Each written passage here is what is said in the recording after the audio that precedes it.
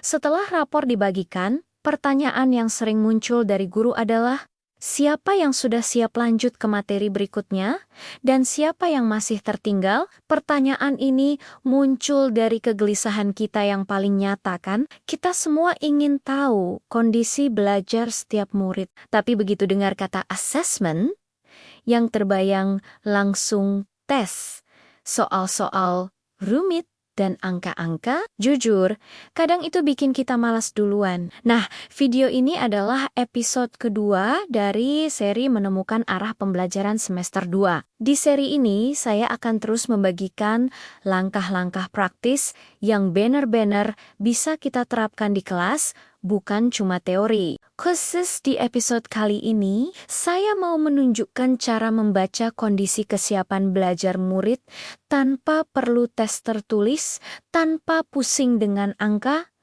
dan yang paling penting, tanpa ribet. Lalu, bagaimana caranya? Pertama, yang saya lakukan bukanlah menyiapkan lembar soal, tapi mengamati mereka saat pembelajaran sedang berlangsung. Saat saya memberikan sebuah tantangan atau tugas kecil, saya perhatikan baik-baik.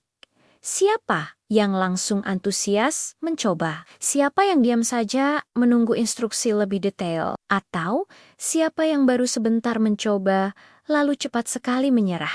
Dari pengamatan sederhana ini saja, kita sudah bisa mendapatkan gambaran awal yang sangat berharga. Langkah kedua, saya ajak mereka ngobrol singkat. Ini bukan wawancara formal ya, hanya obrolan santai di sela-sela Kijit. Saya biasanya mendekati mereka satu persatu dan bertanya, menurutmu bagian mana tadi yang paling sulit? Atau kalau kita belajarnya pakai cara seperti ini, kamu merasa lebih paham nggak? Dari jawaban jujur mereka, kita bisa mendapatkan informasi yang tidak akan pernah kita dapatkan dari sekadar pilihan ganda. Obrolan ini membuka jendela langsung ke pikiran dan perasaan mereka. Setelah mengamati dan ngobrol, langkah ketiga adalah mencatat.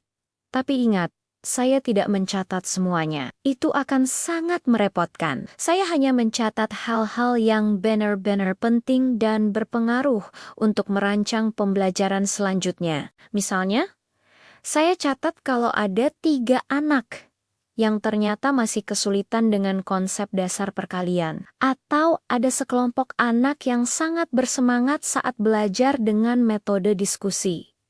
Catatan ini menjadi kompas saya. Nah, langkah-langkah praktis yang baru saja kita bahas ini sebenarnya punya istilah kerennya dalam naskah pembelajaran mendalam atau deep learning dari Kemendikbud.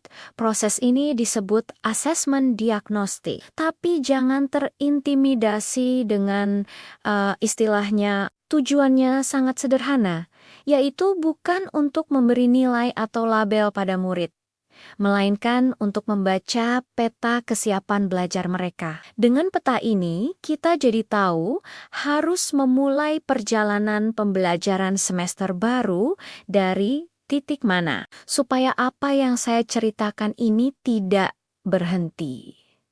Jadi sekadar cerita, saya sudah menyiapkan sebuah template asesmen diagnostik yang sangat sederhana. Template ini bisa langsung Tumon-men gunakan dan sesuaikan dengan mata pelajaran serta konteks kelas masing-masing. Templatenya saya letakkan di kolom deskripsi video di bawah ini ya.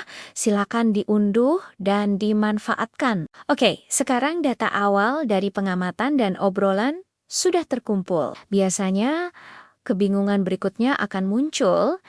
Data sebanyak ini mau diapakan? Bagaimana cara mengolah katitan-katitan ini menjadi sebuah arah pembelajaran yang jelas dan efektif untuk 1 semester ke depan? Nah, itulah yang akan kita bedah tuntas di episode ketiga. Kalau teman-teman merasa video ini relevan dan bermanfaat, silahkan simpan videonya supaya tidak hilang, atau bisa langsung lanjut ke episode berikutnya. Terima kasih sudah menonton, sampai jumpa di video selanjutnya.